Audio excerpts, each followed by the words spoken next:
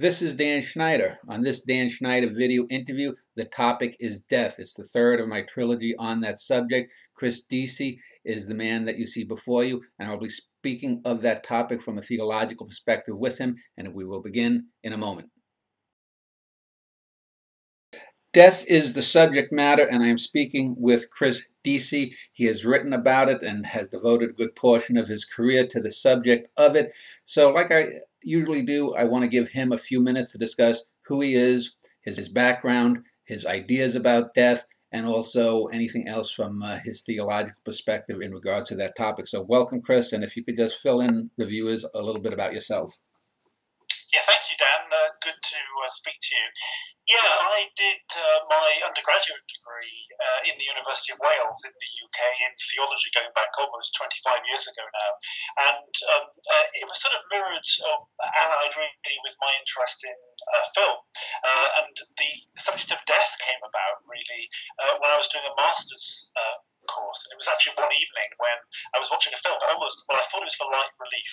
I was watching a film called The Witches of Eastwick, Jack Nicholson playing the devil, and I thought, there are more people who are watching this film and perhaps seeing a particular representation of the devil on screen, albeit a very comedic form of portrayal, then actually will do so through academic books and journals and articles. And so that was what kickstarted my interest in this, allied with the fact that when it comes to death itself, it's a subject that we often fear. It's a subject that we all have particular perspectives or views, or we all know somebody, often very close to us, who has passed away at some point. But in terms of asking questions about what happens to those of us who have died, those who die, what happens afterwards, what is the post-mortem journey, we're far less interested in that. We deal with the rituals of death, we deal with the bureaucracy of death. But the thing that really interested me was actually trying to formulate some understanding of how the afterlife might take shape, what it might look like, what it might feel like, what sort of models are there. If you are a theologian and there are certain principles and ideas which you consider to be integral to any particular tradition, whether it's a reincarnation perspective, within Hinduism or Buddhism, for example, or whether you might believe in a traditional heaven or hell portrayal within Christianity or Judaism or Islam, how do we go from there to trying to conceptualize a particular delineation of the afterlife? What might it look like? What are the qualities? Is it social? Is it individual? Is it collective? Is it some sort of mystical sense of oneness? Is it terrestrial? Is it otherworldly? All these different sort of ideas were swimming around, and I thought, we're never going to get an answer to this. In a way, it's the most perfect, ultimate, absolute, necessary question, but one that we're often too afraid to properly encroach on. Well, let me ask you, I would assume that you're a Christian, and since you have a British accent, and I know I'm calling you in Britain, were you raised in Anglican, and how did that form your belief system? Yeah, no, I was. Well, in a way, I would call myself lapsed. Certainly, Anglicanism is my background, and I did serve at my local parish church. I often used to take part in the Eucharist service there, going back when I was up until 17, 18. I went to university in the University of Wales, and it was around that time that I found that the opportunity to study theology through textbooks, often perhaps not having an agenda, not perhaps doing something because we thought there was an answer that we had to answer. I think that was what sort of motivated me to look at all of this. So Anglicanism is very much my background, but I kind of felt really that perhaps when I was going to church on a Sunday at the age of 16 or 17, I felt that I was taking part in a particular ritual. I was just sort of almost as though there were certain rights and wrongs and the things that you should do. And I think that university really helped me say, well, let's think outside the box on this one. And I think that that became quite an interdisciplinary journey, really, which brought in category of religion perspective, certainly filmic perspective, which is perhaps for which I'm best known, philosophical perspectives as well. And in my present research, I'm dealing with issues that are perhaps closer to anthropology and sociology as well, in dealing with facets of what it is to be human and what it is that perhaps communally makes us sensitive to some of these life and death ultimate questions. Well, you had mentioned a film stirring some of your ideas about it, but let me ask you a little bit personal, more personal question. When I think back, the first time that I can recall death in my life was one of two experiences. Either it was my father's sister, my aunt, her stepfather-in-law, or her father-in-law rather. When he died, we called him Grandpa Lehman. And I remember looking at him in the casket, all made up, and saying, "He looks the same. Why isn't he moving?" And around the same time, I don't know whether it was a month or two before or a month or two after, it was the first time I grew up in New York City that I saw someone murdered. I remember seeing the guy, in the state of dying and looking at his eyes and having that that thing where the eyes physically don't change, but then something changed. I knew the moment that he had died. And I'm wondering, was there a relative that died when you were a child, like your aunt or your sister-in-law or something? Or did you ever see someone die in the street? What was your first experience with death at the earliest? And was this, did you approach it from were you overwhelmed with questions, or were you in that moment? Did it leave an emotional impact on you? Yeah, it was actually the fear that people closest to me would one day die. My parents are lucky they're in their 70s now, they're alive. The first death that I really remember, I was 9 years old, it was my grandmother. I didn't see her body. I didn't even know that she was really ill. I was too young to. I think my parents kept that from me. But when my grandfather, my father's father, died, actually while I was doing a master's in death and immortality, that was interesting because it was one thing I thought to be studying something where you have a certain carte blanche almost to say, well, what happens to us after we die? And then actually being in the home and then the funeral service afterwards. And I thought, I was almost embarrassed actually to say to people, well, I'm studying death, because it was almost sort of like I knew no more than anybody else when faced with the hard reality of somebody close to you who is no more. And my maternal grandmother's death in 2004, and my grandfather who died, my mother's father who died only a few months ago at the age of 95, that really shook me, because he was interested in these questions from the point of view of somebody who had outlived many people who were younger than him, and I think in his later years actually, he was interested in trying to sort of draw together the strands of his life. And that's something that really impacted on me. He wrote his memoirs, beginning with the time he met my grandmother back in the early 1940s when they were serving in the Second World War in Newquay in Cornwall. And that was actually quite seismic, because after my grandmother died and other relatives died, I think for him, he wanted to almost put that down in words. He wanted to write a book, effectively his memoirs, so there would be something for posterity. That has impacted on me hugely, the sense in which we take something with us, we give something to our descendants. They have a bit of us that is biologically in them, obviously, in terms of the fact that genetically we are, we bequeath genes to our ancestors. But for me, it was the fear of death. I really think when I was really young, it was that sense that what if, practically, how will I manage without my parents? But also, I think it was the sort of question that nobody really had an answer to. And yet, John Cleese, actually, funny enough, has said when he was doing various talks to do with the 35th anniversary now of the life of Brian, said that the question that is perhaps the most important question is what happens to us after we die. And yet, why is nobody asking that question? And I even found that while I was doing my master's work, and I remember going to one of the government agencies, we called it, it was the Department for Social Security, I think, and I remember having to fill in a form once. It was like housing benefit or something while I was a student. I was to fill in some forms, and the chap at the counter said, so you're looking for work, or you're doing an educational degree? And I said, I'm doing an educational degree. And he paused and said, that's very good, and can you tell me what you're studying? And I said, I'm doing Death and Immortality in Western Thought, I think was the title of the master's program. There was a part of me that was almost sitting on the edge of my seat waiting for him to say, bit of a waste of time, isn't it? And he didn't. I didn't think he would have been allowed to do that. But that was the reaction I often got from people, the sense that I couldn't quite square. It was a real paradox. These are the most important questions, and yet you're not almost, but if you do ask them, it's almost as though you've got the time to indulge in them. shouldn't we be more concerned about the living is a question that often arises than worrying about what happens to us after we die. And I think I had the privilege of not really having too many close members of the family dying when I was very young. But it was perhaps that fear that there was something inevitable, and yet we just, deal with day-to-day things. The things that occupy us on a day-to-day level are often, in the scheme of things, quite trivial. Yet we worry if we can't find those pairs of socks, or our children's, we can't find their pajamas, or the remote control is missing.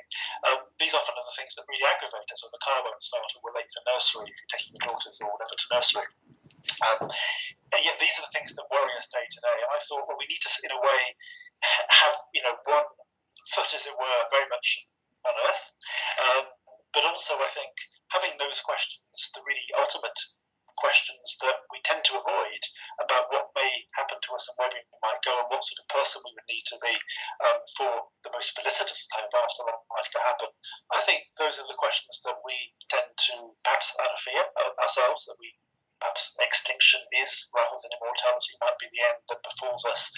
I think we tend to kick those into the long grass, and my own research is trying to unravel all of those perspectives. Well, there was a lot that you had in there, so I want to take the 3 or 4 main strands and sort of isolate them a little bit for the remainder of this first segment. You brought up the idea about people worrying about what comes after death rather than what's here. And I'm wondering, if that's one of the major problems, is that human beings a lot of times either culturally or personally, they think, well, if there is an afterlife, what I'm doing here doesn't particularly matter. For example, people would say, a religious person would say, well, if Hitler really in the bunker in his last few minutes repented, he would be forgiven and he would be taken up into the kingdom of heaven, blah, blah, blah, blah. And someone else has said, well, I've lived a good life. I did this, that. I didn't cheat on my wife. I didn't abuse my kids. I much less murder millions of people. Why would that person, just for a last-minute reprieve, be equal to me? So let me talk a little bit then about the Anglican or your ideas, whether you want to go Christian or even other theological perspectives on what the afterlife is. Is it a judgment day kind of thing? Is it this paradiso that's out there? Is it just an extension of life? And if it's simply some other form of existence, then what really is death? Then is death just the portal to something greater? Yeah, it's an ironic thing, really, because on the one hand, there's the idea that at the moment, and some world religions take the line that at the moment of death, whatever you're thinking is in a way the prelude to the journey that awaits. That if you may have lived a virtuous life, but if your last thought was a negative one, or then that might have a bearing on what happens to you. On the other hand, there's the idea that of course life is an accumulated sort of series of almost an evolutionary notion that we will gradually learn from the things that we do wrong. We will improve. We will evolve. And I think the issue of Hitler is a very pertinent one, because a deathbed conversion is an anathema to some people. The idea that you could do. I mean, we see it almost portrayed in films like The Godfather, certainly Part 3, with Al Pacino's character, who tries to buy his own salvation. He tries to, he's a bad person who thinks that he can be effectively pardoned for what he's done wrong. And, often we feel quite revolted by what we see. I think I would answer that by saying it is probably important to see life as an evolutionary journey, a trajectory. I don't think anybody is either going to be in one place or another. The idea that this sort of binary between heaven and hell, I think, even in Dante, at least, you had the different gradations of hell, where you were punished more severely in some of those circles than in others. The deeper you went, the worse your punishment. And even for St. Augustine, there was an acknowledgement that, some punishments at least would need to be more severe, even though once you were in hell there was no getting out. At least Dante did get out. I think an originistic framework supernatural is one that I think is more tenable, where there may be many lives in many worlds. Origen in the early church, who thought that this sense of apocastasis, the idea that everybody ultimately could be healed, everybody could be saved, even the devil, maybe even Hitler. I mean, it's controversial, but it's really saying that it may take many lives in many worlds, but ultimately good will outweigh all the negative. If God's purposes for creation are good, then it seems absurd to imagine that not everybody would ultimately want to choose the good, but it's not going to be a short or parochial process. I think it's a very interesting question about how we therefore live our lives, because the films that comes to mind is Flatliners. That is an example where you've got these medical students who say, I know, let's try and short circuit death. Let's try almost to get our karma, now. And it's a film where they die, but they come back changed. Almost then, rather than have to wait for their proper deaths before they then get judged, the judgment happens now. They short circuit the process of life and death. So it's almost as though it's sort of, have your cake and eat it too. Have karma, have your reincarnation almost in this world, and then almost the next life, as it is in so many films about the afterlife, is almost sort of relegated to the periphery. I think in life we all make mistakes, and it's what we do with those mistakes, I think, that matter ultimately. The idea that someone like Hitler could go immediately to be in the company of the blessed, I think, would rightly be an anathema to many people.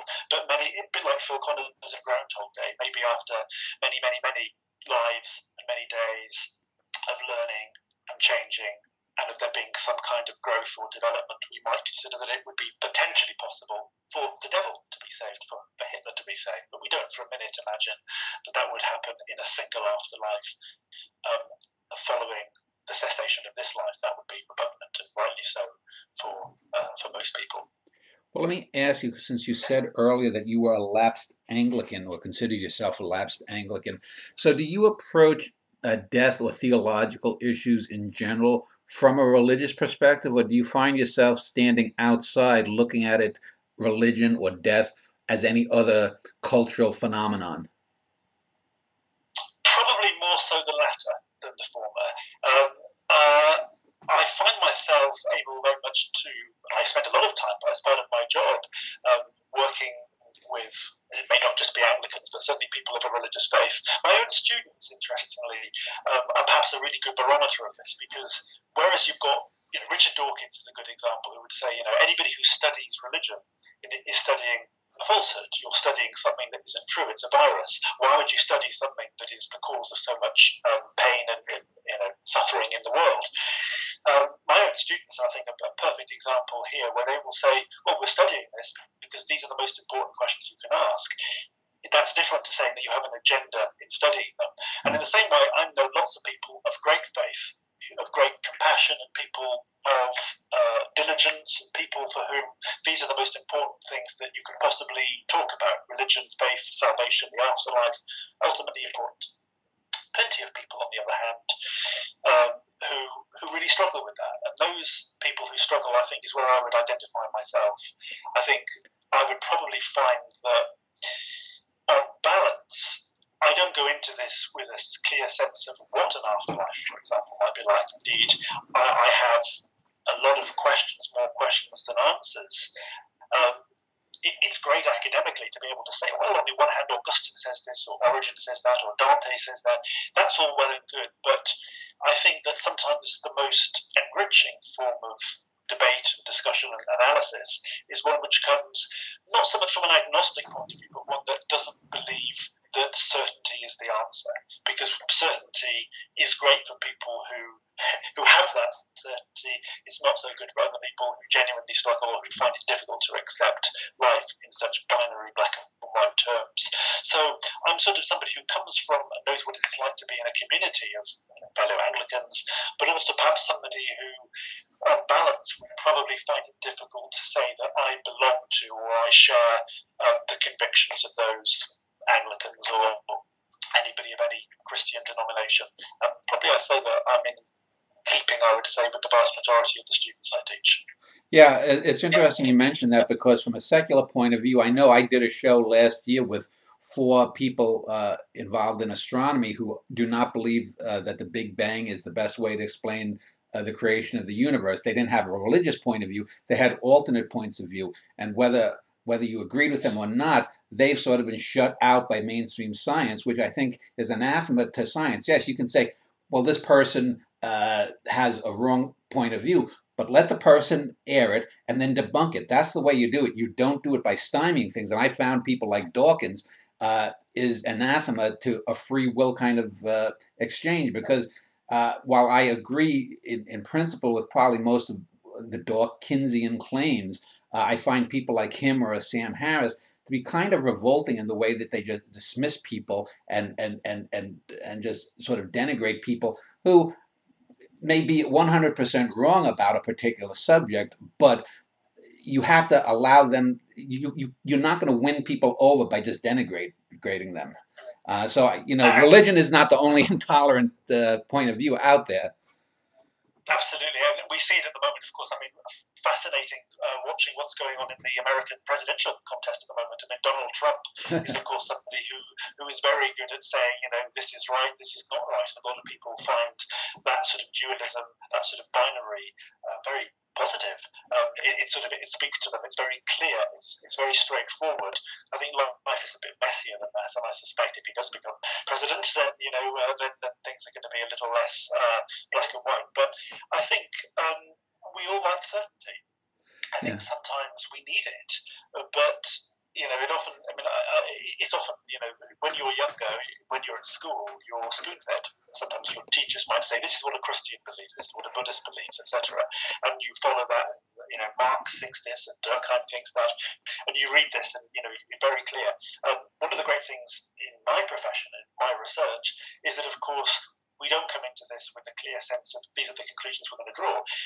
For example, if you're studying religion, why is it some of the best insights, some of the best thinkers, sometimes, or the ones who've endured through the ages, are those who were a bit more critical in their understanding of what religion was all about? Freud, for example, or Marx. I mean, even Durkheim thought religion was a very good thing, but for what it did to people, rather than because there was the out there metaphysical essence. There may have been that, but it was what it did to people collectively, making them cohere socially, rather than what it might have pointed to in terms of a transcendent deity. So I think that the trouble with someone like Dawkins is that religion equals God. And therefore, if you can disprove God, or you don't like the type of God that you read about in the Old Testament, all of religion fails with it, including all the creativity and the sensitivity and the sophistication. I mean, at least Dawkins recognises that someone like Dietrich Bonhoeffer, was perhaps a more enriching or subtle figure. I think he said in The God Delusion, if all theologians were like or all Christians were like Bonhoeffer, then you wouldn't have quite the problems that religion has brought about in the world today.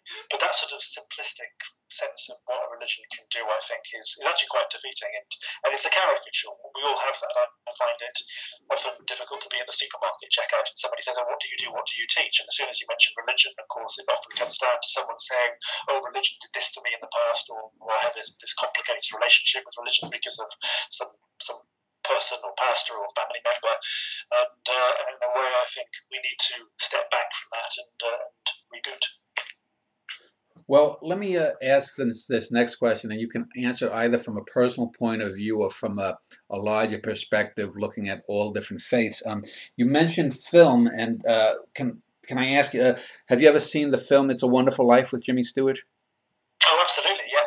So that film begins with sort of, little points of light in heaven, the assumption being that they're somehow the souls or the angels or whatnot, and that somehow the beliefs that of ensoulment, that your physical body is somehow ensouled by something immortal that comes into it, which I guess presupposes that everyone who has ever existed or ever will exist or could exist, at least a sentient creature, is already pre-extant somewhere out in the cosmos, just waiting for a body in their time on Earth, which then a lot of people believe leads to reincarnation. Yet One of the concepts that I've always found interesting. I interviewed a written interview with a fellow named Mark Rowland some years ago. He's a British philosopher here teaching in the U.S., and he had the idea of a river of cells, meaning that you or I or any human being is just a collection of atoms or subatomic particles. It's the pattern that makes you and I up, rather than something in soul. So there was no pattern of a Chris Deacy before you were born. The atoms came together. Your experiences created the self that you remember, whether your first memory was at 1.5 or 3 or whatnot. And then once you die, that pattern breaks down, the molecules disperse and whatnot, and you are gone. What is your own personal belief system about, since we're talking about death, though, we have to deal with life. What is your personal belief system of what you, a Chris Deacy, or any human being or any sentient creature, or could be?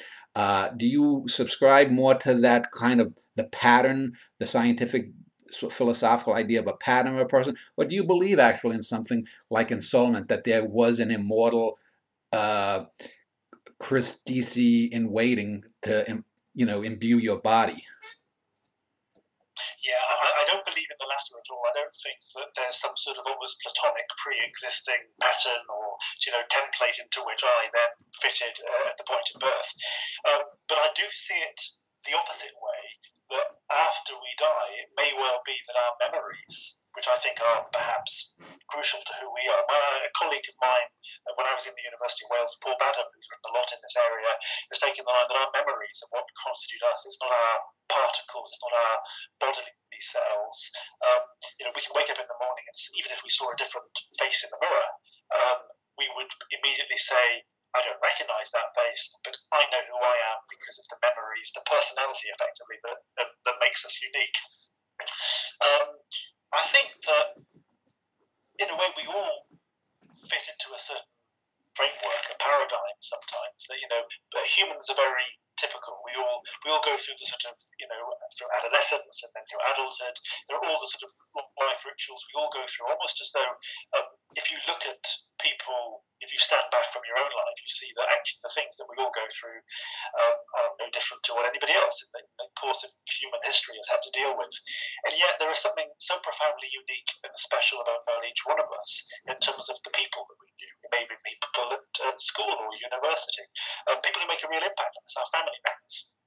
And I think that nobody else can have the same biography. That's why, I've always kept a diary, for example, and there's something, I was in a certain place at a certain time. I had, a chance coffee or saw a film at a certain time. There are plenty of films that actually, I mentioned The Witches of Eastwick earlier, that I happened to see, and I thought, let me reflect on this, and how does that fit with my academic study, for example? In a way, that fusion, I think, was probably one of the more creative things that could have happened. A chance encounter with a film, doing a degree or a master's in theology, and then at the end of that was born a PhD in theology and God. And I think we all have something very unique to offer. I think that it's not so important about where we came from. In a way, that's accidental. Our parents decided to have, 2 children or 3 children or 4 children. They could have had fewer, they could have had more. In a way, the idea that we were going to be born somewhere, plenty of films take that line, of course. Defending Your Life is one example of the sort of film that says that there are these soulmates and they're waiting to be born. Made in Heaven, another one from the late 80s. The idea that somehow we are all waiting to be born. Once we are born, then there's a soul that will take on our personality or our bodily form. I'm not too keen on all of that. I think that whatever chance encounters, lead to our birth, it's what we do with that life that we have, and maybe then how, if there is an afterlife, what then happens once we, live a life and see it through the various interactions we have, the various decisions that we make, the behaviours and actions that we have, that we perform. I think that's far more insightful than the idea that there is some sort of platonic essence that created us and almost sort of waiting for us to slip into. I don't think we are that determined. Biologically, we might be determined in the sense that obviously we are the product of our parents, but I think it's a lot wider than simply the case of there being some sort of fixed number of souls into which a person slots. So I would take it then you are not a determinist. No, I wouldn't say I was a determinist at all. No. You had mentioned a few things there, and I want to end this segment and then get on to some more explicitly religious interactions with death in our next segment. But a couple of the things that you had mentioned, I don't know if you're familiar with the idea of what physicists call the block universe of space-time, where basically that time is an illusion and that everything is sort of blocked out from a point A to point B, the beginning to the end, whatever that might be, and that and from this I've heard some theistic kind of posits, such as what I guess I've heard called sort of the roller coaster idea of life. Rather than, people think their life might be like a roller coaster, the ups and downs, and they're traveling across the roller coaster. But instead of being the person sitting in the cab or the car of the roller coaster, that a life is the roller coaster.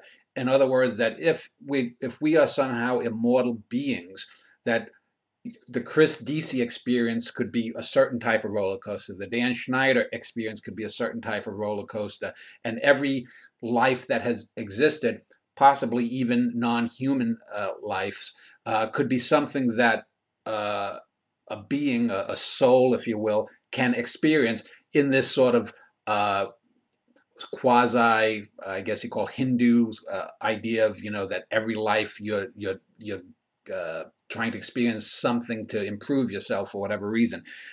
So I would take it that those kinds of ideas, or even, as I said, these Hindu ideas of reincarnation, and each reincarnation being some kind of higher form of the self, you would basically reject that, I would assume?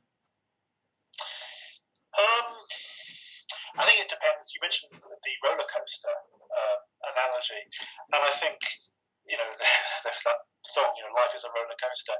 I think that life has its ups, it has its downs, and I think a good analogy perhaps also would be, somebody who at a particular period in their life might be going through a really downward trajectory, an alcoholic, for example. I think actually one of my students read about this recently in a paper, where, you could almost say, well, if our afterlife, if we were to have a particular period of our life almost set in stone, and that was to be the template, how we were at a particular period, a particular day, if you like, and that was the template for our afterlife to be fashioned on, then it may well be that that is not very representative of our lives as a whole. Some people have very truncated lives, some people don't live very long physical years, other people have a rich old life, but with all sorts of ups and downs in it. And I think that the roller coaster is often perhaps the thing that's almost is that bit that's steady. Almost the roller coaster almost is the life. It's life is no one is we all have good days and bad days, but often even the good days have a bit of bad in it. The bad days have perhaps a little bit of good, or maybe not on the day but subsequently. And I think as we reflect on it and perhaps learn from the things that we did and say, okay, how can I become a better person on the basis of how I was? So the roller coaster, I think, is an interesting analogy.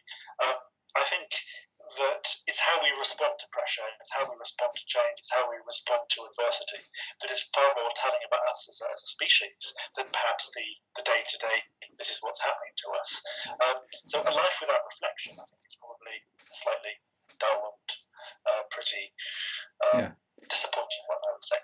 Well, let's end this segment here, and as I said, in the next segment I want to get a little bit more specifically into death. The reason we got maybe a little off topic in some people's ideas was because you can't talk about a thing sometimes without contextualizing it. So in our next segment, let's talk about the thing itself. I am speaking with Chris Deacy. We are speaking about the subject of death, and especially as it relates to theological arguments, ideas of religion, God, etc.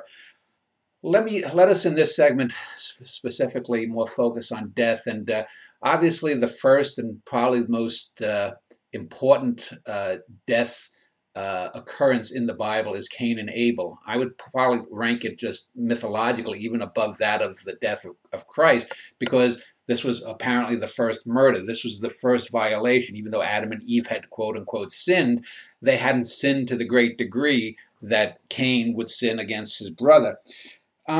Let's talk about that mythologically, and also, if we could, step back and the idea of when human beings would have first encountered death in an intellectual exercise. There's the 2001 film by Stanley Kubrick that features these two bands of apes warring over who's going to control like a little stream for the fresh water. And one ape picks up a bone and cracks open the skull of the other ape, and he looks at it and he gets the sense of power, this rush. He, flings it up in the air in that famous sequence. Tie those kinds of two things in together. The idea of Cain and Abel, the first murder, and when human beings may have first really thought about death, anthropologically, emotionally, religiously, or whatnot.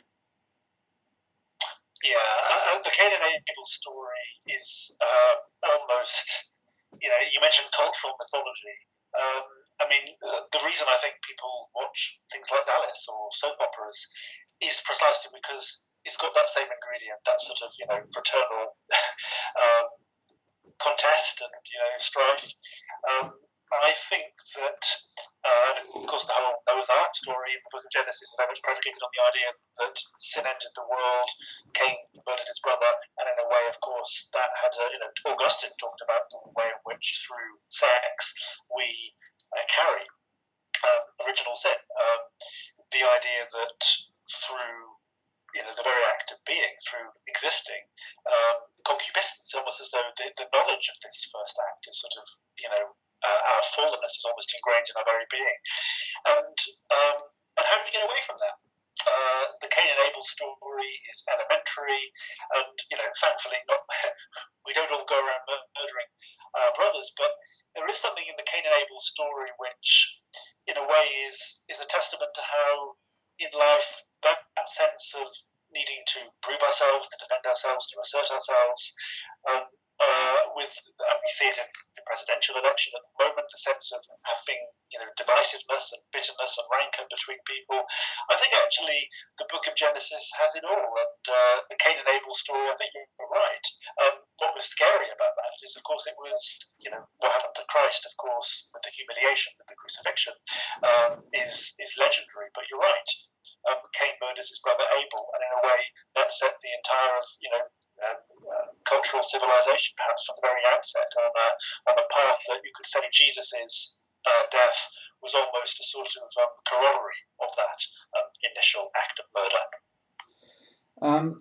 It's been shown that earlier versions of man, like the Neanderthals, the Denisovans, and I think it may even have gone back to the Australopithecines, I could be wrong, but that earlier progenitor human species also had a profound awareness of death. There seems to have been pains taken to bury the dead, to put articles that were used in life that presumably were owned by the dead person, bury them with them, usually for some afterlife. We've seen this in the Aboriginal cultures in New Guinea and in other more primitive tribes out there. How far back do you think the ideas of death and life after death extend, and do you think that's almost an inevitable consequence of a creature, humanity, that has an intellect of a certain degree? Yeah, I think that this is ingrained in us. It's how we deal with that. It's those rituals that you mentioned are perhaps not all that alien to us today. It may be the evasion of death, I think, perhaps maybe slightly more, contemporary, shall we say. I remember reading a source not too long ago about how in countries with greater levels of healthcare or social security provision, in other words, where there is a greater degree of helping people in their lives now, that issues to do with an afterlife are very much kicked into the long grass. In other words, we worry about these things when we think our lives are at stake. If we feel that there is some form of calamity that's going to befall us, some apocalyptic sort of visitation or anything, our lives are at risk, then of course it's often at that time that we do worry about these matters. So I think, yeah, you're right, of course, that sense of having a good death, having a death where your relatives, people can there give somebody a wonderful send off, and perhaps even have somebody can.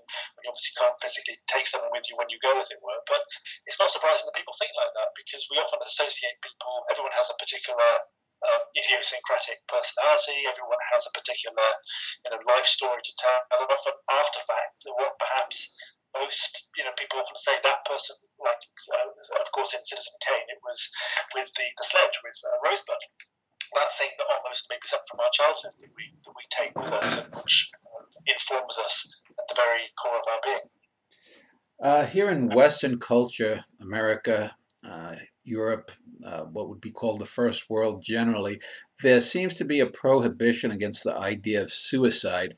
But obviously there are cultures that don't have that, suicide bombing and Islamic terrorism, the kamikaze impulse in Japan, and even outside of war, Japan sees suicide as a reasonable alternative.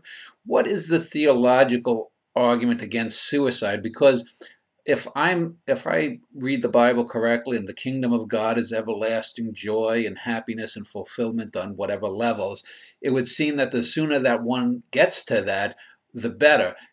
Why is there the belief, let's say in Christianity at least, that there would be some kind of penalties against suicide? What is the rationale for that? Well, in a way, it's the argument that says, it's the argument for martyrdom. It's the argument that says Irenaeus in the early centuries of the Christian era was a big proponent of this idea. The early church was persecuted. Saint Ignatius, how long for the lions? The idea almost that whether it's suicide or martyrdom, however it's construed, that sense of going somewhere better. It's almost seeing this world as a write-off.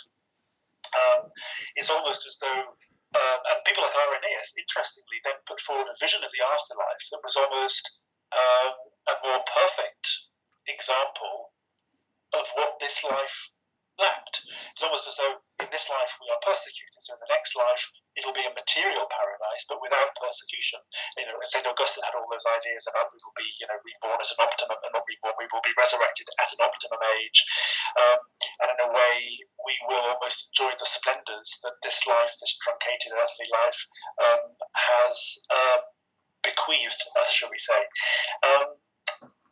The argument is really one that says, if you believe that there's going to be a heaven, if you believe in a hereafter, if you believe in justice and righteousness and so on, then actually it says the more ingrained you are in this world, the further away you may be from effectively what is our ultimate essence and destiny. So suicide can be two things. It can be a mortal sin because it says that you're God's, God has created you in your image, and you're taking that life away before it's time. The other argument is to say, and it's one that's often used in the context of euthanasia, that in terms of dignity, what makes us who we are, actually being perhaps somebody in some form of impoverishment, in decrepitude, perhaps not actually able to function very well. If you believe, as I said earlier, that your memories are a more important part of who you are than your physical body, then the argument that actually says get out of this mortal, feeble, physical frame and in anticipation of a blessed afterlife is perhaps not one that, surprisingly, some people have historically, Irenaeus all the way back in the early centuries, considered to be a profitable one. Let me talk about death and the fear of death as sort of the progenitor of religion. A lot of people have made that argument that religion sort of arose basically out of mankind's fear of death and what would come afterwards. Human beings certainly pass what's known as the mirror test. You look in the mirror and I can say, oh, that's me. I move my left hand this way. I can recognize it as me. Whereas a lot of lower animals seemingly can't do that. About 15 or 20 years ago, a friend of mine had given me a book or told me to read a book by a fellow named Pascal Boyer called Religion Explained. And he's probably the biggest proponent of this fear of death as the origin of religion idea. And basically his thesis was that the cavemen that were very fearful, that would hear a rustle in a bush or up in a tree, would think it's always a saber-toothed cat or a giant bear that's going to come and eat me. I'm not walking down that way.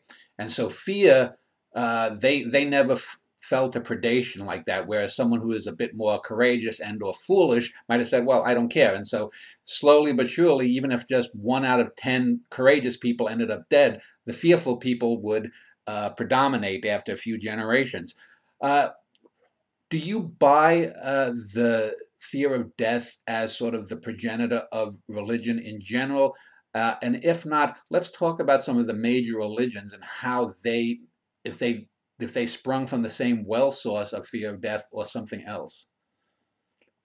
Yeah, I think the fear of death probably Lucretius and Epicurus had all sort of in ancient philosophical terms, perhaps the foundation of this, and it's no different to what we often subscribe to now. I mean, when there is a calamity, whether it's collective, whether it's an earthquake, or whether it's a personal family loss, people often will turn to religion. Ironically, perhaps in some ways, because some people will, it'll be a combination of why did a good God let this person be taken away, while at the same time hoping and praying that person will have some, will be at peace and may actually have a blessed afterlife to look forward to. I think the fear of death probably is what, in a way, it was the inquiry into those sort of questions that made me want to study religion. Some people obviously will find that channeled into perhaps the certainty or the comfort from a faith community. I think these are the springboards here. I think religion probably does thrive more when there is risk, when there is adversity, than when people are, inverted commas, comfortable with their lot. Would you say that all religions have sprung from that well source then? I mean, I don't, myself, I don't know if you studied Jainism or Sikhism or Buddhism or Taoism or whatnot.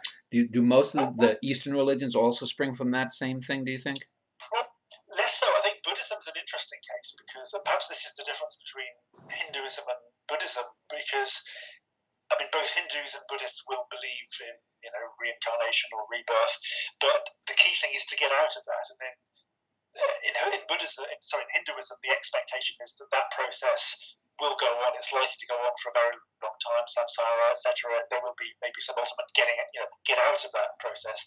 But in Buddhism, the expectation is that it will happen and it must happen, and actually getting out of that cycle of life and achieving nirvana, which is about as far away as you can get from some, nirvana is almost a sort of mystical, almost sort of coming together at oneness of all the elements of the universe, where perhaps we lose our individuality, which perhaps in a Christian or a Jewish or an Islamic sense is far more important, the idea of the individual persisting. I think you're onto something there, because in some religions, the idea of going on and on and on forever, albeit in different embodied forms, reincarnation, taking on a different body, etc. There's also the issue of memories. Of course, we don't remember our past lives, so if memory is not proof of reincarnation. But sometimes getting out of that wheel of life, that cycle of life, is perhaps, for a lot of people, what it's all about. A lot of people will find that the worrying thing about death is not, is there an afterlife, but if there is an afterlife, are you doing enough in this life to ensure that you have the best possible destiny to await you, and one that you deserve? And of course, it's like an exam. Often we work for exams, we work on particular projects. We are unbelievably relieved when maybe it's anticlimactic, but when we achieve those goals, it's all wonderful, and then we in some way move on with other parts of our lives. If our entire life is predicated on always trying to strive higher and strive better, sometimes people will just find that impossible to live up to. It's a model, a vision, which is just impossible to attain. So getting out of that cycle altogether, rather than just having the best possible afterlife, is probably one that actually is quite encouraging. Let's talk sort of the antithesis of death, which would be immortality. Because I mentioned earlier that some people, some philosophers and theologians would, and some cultural sociologists would believe that death is what gave rise to religion.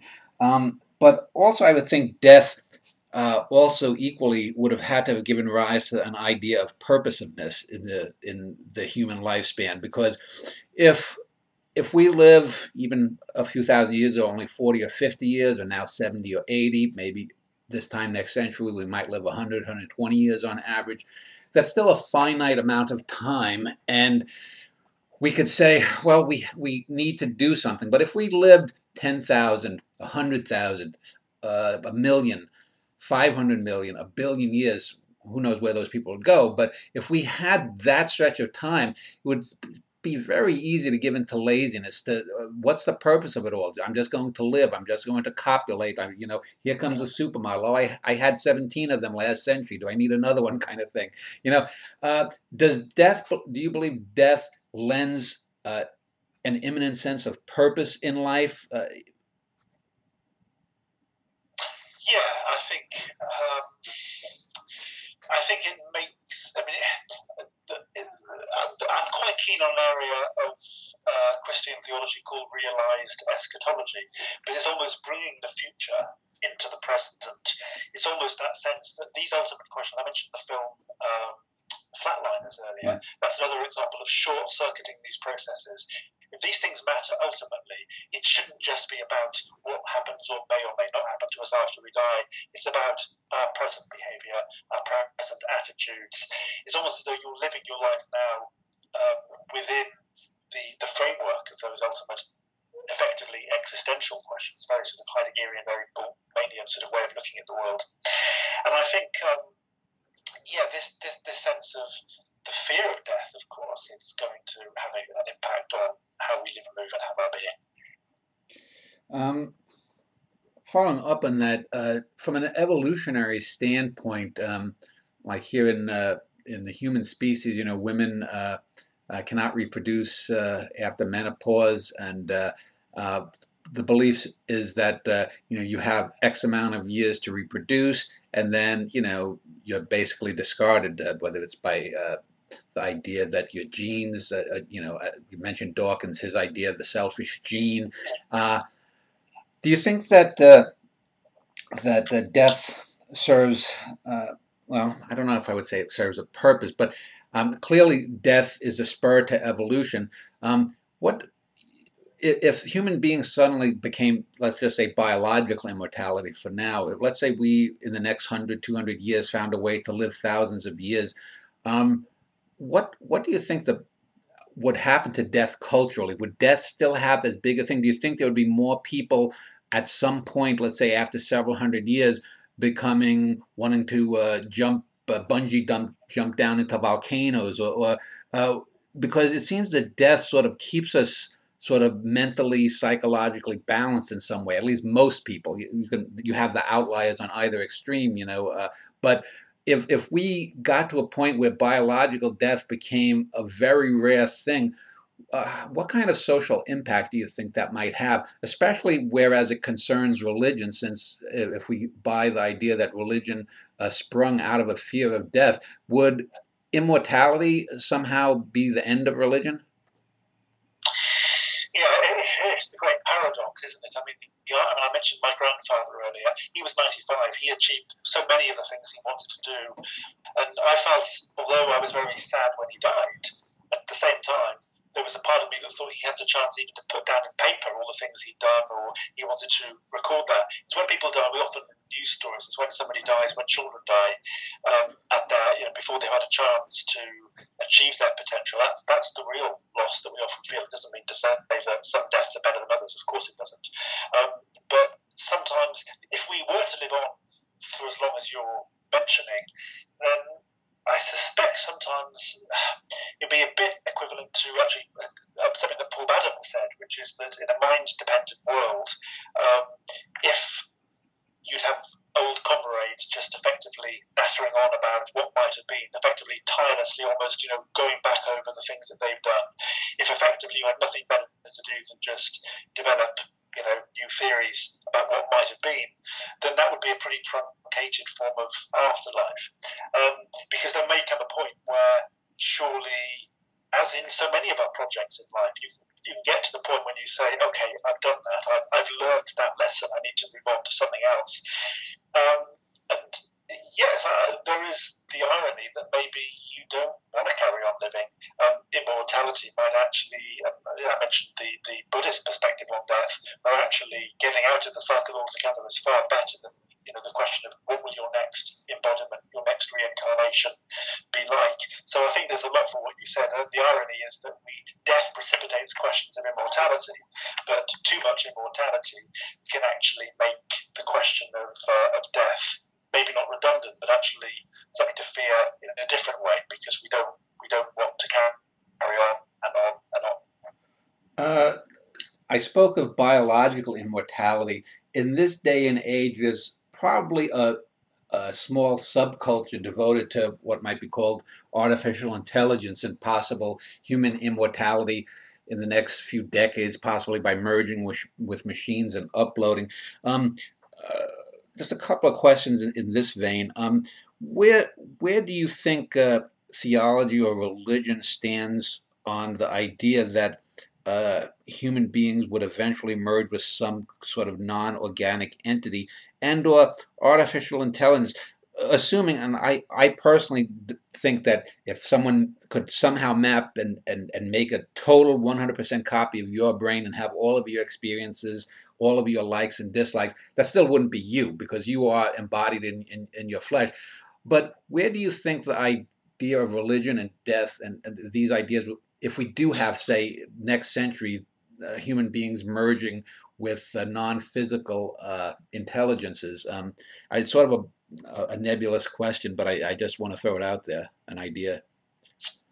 Yeah, and actually it's not that different a question to what Darwin was talking about, when you have those questions about how we have evolved into what we are now. I mean, even we've been talking about evolution so far in this discussion.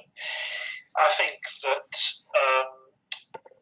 the question that somebody like Aquinas was once dealing with was, can animals, do animals go to heaven? What was that children's cartoon from 1989? Do all dogs go to heaven? And actually, that is interesting, because it's saying, are we so special as humans that nobody else can possibly have the autonomy or the possibilities that we have? In a way, evolution is all about how we are the species that we are now due to all those antecedents where we came from something else. The idea that we are so special that we cannot evolve into something else, and you mentioned virtual reality or AI. No, I completely agree. I think that we're not that special, and I'm not sure that sometimes we are ascending, technology gets better, and in some areas perhaps we're not developing wonderfully, and often we're regressing, and whether it's through education or there's often in life we should never be complacent.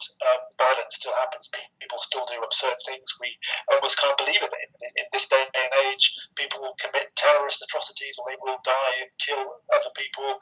We almost sort of feel, well, haven't we learned the lessons of the past? So I think whatever the future has in store, of course it's going to have a bearing on our understanding of our destiny. And that's what I think, issues around reincarnation are so interesting, because you may not come back as a human being. You may come back as a plant, you may come back as a vegetable, or, the idea that we are so special, I think that sense that as humans we are more important than other creatures, I think has had the unfortunate effect of us thinking that we can exploit our natural environment for our own ends. Now, I want to ask a few other questions, but I want to also sort of bifurcate your person as either a religious person and also as a theologian studying the phenomenon of religion. You had mentioned being a lapsed Anglican, so let me just ask two basic questions. Number one, are you still, though, a believer in God, and do you believe in an afterlife / after death, personally? I'd like to think there is a God rather than the certainty that there is a God. I'm quite partial to the sort of non-realism idea that the idea of God is perhaps really important, and the actual almost empirical issue of does God exist is one that we can't know. But it often grounds us, similar to what you were saying a moment ago about how in life we sometimes perhaps need death in order to anchor us and to perhaps frame us and to sort of root us. In terms of life after death, I very much would like to think that we all have projects and possibilities that are incomplete. We all sometimes wish we could be reunited with those people from our past. Sometimes we achieve it, we try to do it in this life, sometimes that's not possible, and we perhaps imagine that we will be reunited with those that we love in an afterlife. I very much think that. In terms of what will happen, I don't know, which is why I think that sometimes in this life we do need to sometimes ensure that we don't write things off or dismiss them or kick them into the long grass. I'm a great believer in trying to do all that you can to get the most out of your life, and it may well be that the afterlife can always then sort of be a sort of a continuation of those sort of quests. I'd love to think there was an afterlife. I'd love to think that there is a God, but I find that a good example would be, I always remember having an open day here at this university where I work, where a parent said, if my daughter comes to this university and she studies religious studies, will she have to mix with atheists? Will she have to meet people who are of a different religious persuasion to herself? And that quite wrong-footed me, because I was thinking, well, of course, you're bound to meet people who are Buddhist, who are Christian, who are people of some religion, some who have no religion. But St. Augustine talked about the world of, the city of God, the city of man, the earthly city and the heavenly city. We're all one and the same. We're all juxtaposed. We don't know who's saved, who isn't saved. I think that it would be wonderful to think that there are all these possibilities out there. They are, in a way, the most important questions. But there's a difference between finding the quest important, finding and studying the path and trying to sort of look at what different traditions say without dismissing some over others, and actually having the certainty to think, or the temerity to think, that is where we're going to go. That is the destiny that is guaranteed to await us, and therefore some people are saved. And actually, the idea that some people are saved, other people are not saved, that we know based on how, inverted commas, religious they are, that those are the things that really concern me, because ultimately we're all second guessing on this one. Okay, and the reason I asked for these next 2 points I wanted to bring up was just to sort of bifurcate, if you have a difference between your personal and professional opinion. So let me ask the first one, and that is there's a phrase out there called life as we know it. And to talk about death, we first have to be able to define what life is. And this is a gray area to a lot of scientists. Is a virus alive or not? Or is it just a piece of protein that's encoded in a certain way? There have been people who have thought of that there could be, for example, below the ground in the mantle or in the lower parts of the crust, organisms, life forms that are not based upon the sun, being powered by the sun as we are. And certainly in the last few years, we've seen, as we've sent vehicles past Pluto and the moons of Jupiter, where we think there might be life, Mars, some of the asteroids, we are now finding hundreds, if not a few thousand exoplanets around other stars. So it seems inevitable, just mathematically, that as humanity grows, and it might take a few centuries, we're going to get out into the cosmos.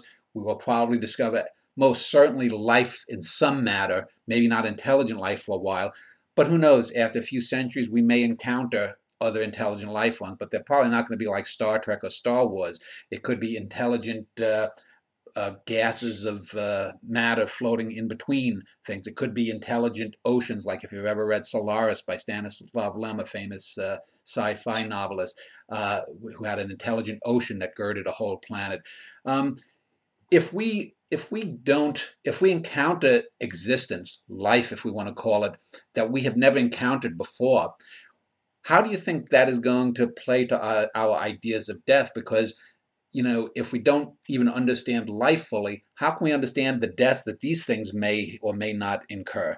Because this is something that is taking us, far beyond our own limited little green world here. Yeah, and you could also argue that it may be that there were many universes, botched and bungled before this one came into being. The idea that, this world, in Gnosticism, there's the idea of the demiurge, the idea that, because this world is imperfect, it couldn't have been created by God, because that would be, why would God have created such a messy, chaotic, polluted, second-rate universe? So somebody else, some lesser deity, must have been responsible for that. And in a way, you could say, well, if this is the best that a God could have done, well, this earth doesn't sort of point to the majesty or exuberance of a transcendental creator. Actually, it shows that actually this was a pretty poor effort. So there may be other planets and other life forms out there that, if anything, that surely might point to the possibility that there is an afterlife or there is a God, because there are plenty more opportunities. If this is the best, if this is all there is, the jury is still out, as it were. One of the exciting things in the Big Bang debate, when Stephen Hawking wrote his Brief History of Time in the late 80s, that's what really got people excited, because he wasn't writing about a personal God. It was a very mathematical God, but it was the possibility that there were at least scientific grounds for thinking that some of the things that people hold to in religious discourse might be true, or at least might be possible. So I think I would say the jury is out on this one. I think finding that there are other life forms out there doesn't diminish the importance of this one any more than when it was discovered that the sun, rather than the earth, was at the centre of our universe all those centuries ago. I know some people have always believed these ideas about like aliens and UFOs, and that somehow the government or governments have conspired to keep this information away from the masses. And I've always found that a very weak argument, because we live, especially now, in a culture that's so in many ways shallow and celebrity obsessed that if we found out that, let's say, the UK and the US and Russia and China had somehow for 40 some years hidden their contacts with some alien life forms, most people, I think, would rather shrug.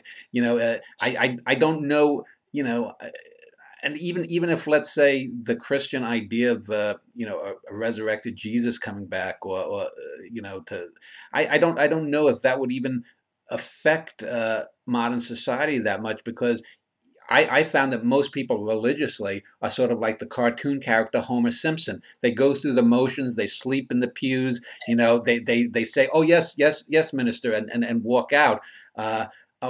Do you think that there's a general apathy in culture that seismic shifts about life and death is almost at this point, beyond? What I'm saying? That we're to a point of narcissism or nihilism in society, at least Western society, that there are very few fundamental shifts that could occur, or do you believe still that there could be something, whether it's religion or views of religion and death, that could shake the foundations of society? Yeah, there's the irony that even with the internet, there's so much more scope for people to read about and learn about things in cultures they couldn't have possibly known about otherwise, literally at the click of a mouse. And yet at the same time, the internet breeds a lot of ignorance, and in some cases people will write comments. I was reading a story in The Guardian, the UK newspaper, just yesterday about how sometimes if a particular story is written or an article is written on a particular subject, people are guaranteed to say, in some cases, quite hateful or abusive things. That happens. People will always have narrow-mindedness in a world that is so much more open through the internet. And I think, there is the irony that, well, first of all, it would never be proven that there could be UFOs. There would always be people who would contest that and say, no, it's all nonsense because it doesn't fit with their worldview. But, of course, in a celebrity age, I mean, this is sort of Woody Allen has parodied wonderfully. You think of someone like Hannah and her sisters, and the sort of idea that, if Jesus were to come back now, I think it was the Max von Sydow character who says if Jesus came back now, he would probably throw up or something because he'd look at what people have done in his name.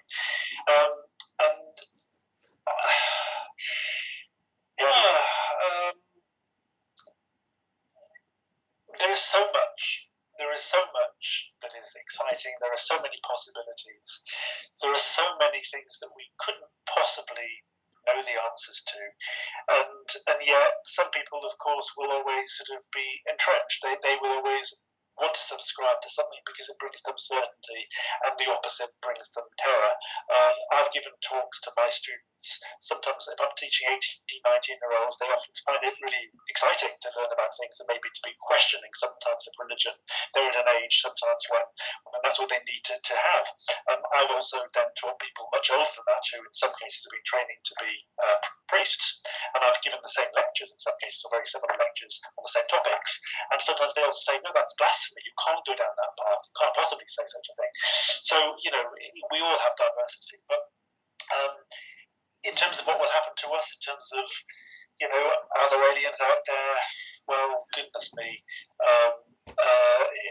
Sometimes we'd be disappointed, I think, if we had a concrete answer to that, any more than if we knew for sure that there was a heaven, because it's what gives us an anchor in this life. It's the unknown. It's the great conspiracy theory. So long as there are, if answers to conspiracy theories were always given, then somebody would have to come up with a new conspiracy theory to take the place of the ones that we had just found out, an answer to. And certainty seems to be a pretty boring thing. Human beings seem to thrive and be at their best encountering and questioning. I mean, we are social beings that like to hold things in our five fingers and explore and ask those questions. So let me, in the final segment, I'll give you a chance to wrap up your closing thoughts. But I wanted to end this segment with a final thought and get things back down from... I've gone off on a little digression here more speculatively. I want to get down back to theology and death. I want to talk about murder and responsibility. We touched a little bit about that with the Abel and Cain idea a little earlier. I was being interviewed by a young man who is a fan of my website, and I've got an idea to do at some point in the future a play about this idea. And the question is murder ever ethical? And let me just give you a hypothetical example. And I'm not going to give a Hitler kind of go back and kill baby Hitler thing. When I was a young man, I had worked at a place, and there was a pedophile around there who had been abusing a lot of young boys. It was at a supermarket, and some bag boys. And this fellow had then... I had reported him to the authorities for his thing.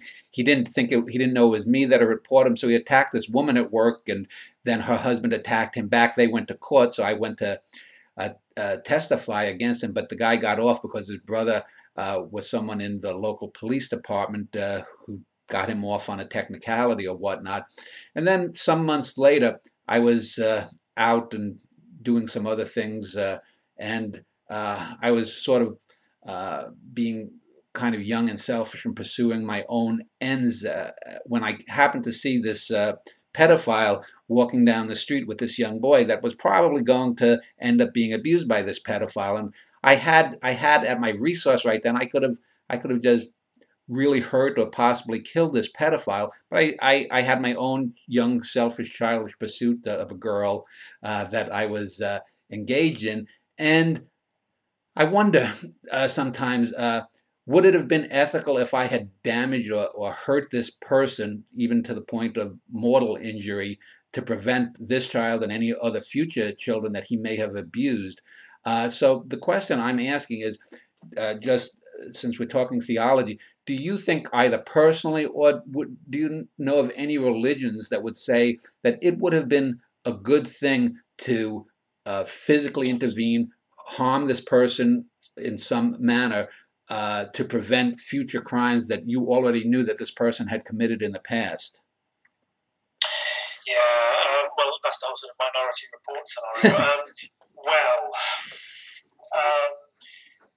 I think that it's easy to try and short circuit, should we say, earthly justice, and to try and sort of say, okay, we know, to be judge, jury, and executioner, and to sort of say, okay, if this person is allowed to continue doing what they do, then there will be untold casualties. So we nip that in the bud.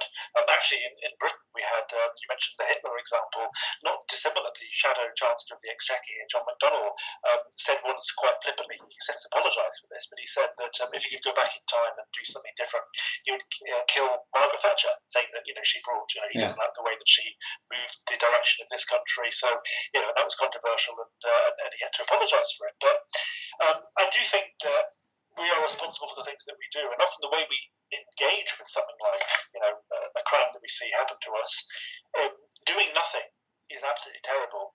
Killing somebody in anticipation that they may then commit some heinous crimes, that is also problematic, because you would find yourself in saying in a court, this person was going to commit some horrible crime, so I stop them from doing that. My guess is that you probably would that wouldn't be a very sound defence. Yeah. I think that you have to work within the structures and the institutions and the agencies of law that we have. But of course, there's always that sense of, you must never lose sight of it, some sense of, in a theological sense anyway, a higher law, a higher agency, a higher justice. And whether you believe in God or not, the idea of that, I think, is compelling. In a non-realist sense, I think, the idea that whether you believe God actually exists, God performs a necessary corrective role. So I think that, I mean, there is an argument that, of course, if you think that somebody's about to literally fly a plane, or they jump into the cockpit and they're going to kill all these people, or they actually have got they're armed, or you see somebody in the street with a gun and they're waving it in somebody's face. Well, I suppose in a situation like that, yeah, of course, ideally it's better when the police do something like that, because they're trained to deal in a situation like that. That can often be a self-defense thing, and that is a different thing altogether, to actually thinking that person is just walking down the street with somebody else, they're not doing anything wrong at this moment in time, but I think that they're likely to do X, Y, and Z, and therefore in intervening now you're stopping X. You may stop X, Y, Z, but you may also bring about A, B, and C, which could bring even worse casualties. There may be recriminations against what you've done. The film In the Bedroom, I think, is brilliant. That came out in 2001, actually just after 9/11, about a family who don't believe that the agencies of law have sufficiently ensured that the man who killed their son has been dealt with, and he's allowed to. He's gone free. They kill him. Tom Wilkinson and the Sissy Spacek, and they commit this crime. And then afterwards, the last scene is of Tom Wilkinson waking up in the middle of the night and really thinking, have I done the right thing? Do I feel better now that I've taken the law into my own hands and murdered this man who murdered his son? And at the end of the day, I suspect that's an interesting barometer. We all feel retributive. We all feel sometimes that we want to do something when somebody causes harm to us, but all sorts of other consequences, not least guilt, I suspect will raise their head. So I would feel very uncomfortable going down that path, even though at the time, it might actually seem to be the right thing to do. Yeah, and just as a corollary, it just got me thinking. In the Bible, and we'll stick with Christianity, in the Bible, is there an explicit purpose that God ever states why humanity is mortal? Because certainly, if you look at it, people then supposedly were living 700, 800, 900 plus years. Adam lived over 900 years. Methuselah apparently being the oldest. Was death somehow a punishment from God, or what was the actual rationale in the Christian theology? Off the top of my head, I don't even recall. Yeah, and you think of Abraham, you think of childlessness, and you think of people who had children much later on in years, and that could be a curse. Of course, it could. You see it represented in films like The Green Mile, for example. Actually, living till you're 136, whatever the Tom Hanks character is actually not seen as a good thing in that sense, because effectively he's got more and more time, perhaps to regret for some of the things that he did all those many decades earlier. In a Christian sense, I mean, maybe the Noah story is a classic case here of somebody who lived a long time, but perhaps did something ultimately pretty good. But he was an old man when he did that. I'm not sure. Some of those biblical patriarchs, yes, they did live very long lives. Sometimes, though, it was in the well beyond the prime of their lives that they did really good things. But not all of us have the opportunity to live hundreds of years before we do something for which perhaps we are then, should we say, renowned. So, we perhaps don't have the privilege in our day and age of perhaps looking to live quite that long. Well, let's end this segment. In the final segment, I'll give you a few minutes to wrap up any thoughts on some of the things we've been talking about, and we'll do that when we return. I've been speaking with Chris Deacy. He's a theologian, an applied theologian, and we're speaking about death, both from a theological perspective and other perspectives as well. As I like to do in the end here, I want to give him a few minutes to summarize some of the things we've thought about, any other thoughts he has on the subject. So, Chris? I think, thank you, Dan. This has been a wonderful opportunity to cover so much terrain. I kind of feel not fortunate, but I do sometimes think that because I study aspects relating to death and the afterlife, that people will often think that I have the answers, and sadly I don't, but I have the questions, and perhaps too many questions. And this is something that I feel is a privilege in the research that I do generally. We run an undergraduate course at my university called What is Religion? And I joked with the students at the beginning that at the end of the course, they will know no more, or perhaps let's say they won't know definitively what religion is at the end of it, but what they will learn along the way is many competing perspectives on religion, not least by people who were perhaps slightly antagonistic towards religion, or Marx or Freud or whatever, than those who they might expect to sort of say, hey, religion is a wonderful thing. And I think it can be an absolute privilege sometimes to be able to study something without necessarily being able to say, this is certainty, these are the answers. It's the lack of certainty that precipitates the all-important questions. Sometimes it's the not knowing that can actually make us say, but what matters to us? What are our values? If it's all set in stone for us, if we know that doing this will lead to a life in heaven, doing that will lead to a life in hell, then aside from any questions about whether one would prefer one to the other, I mean, I suppose in some cases people would consider a life of eternal bliss to be actually pretty dull and boring, would like the challenge that, being punished might bring.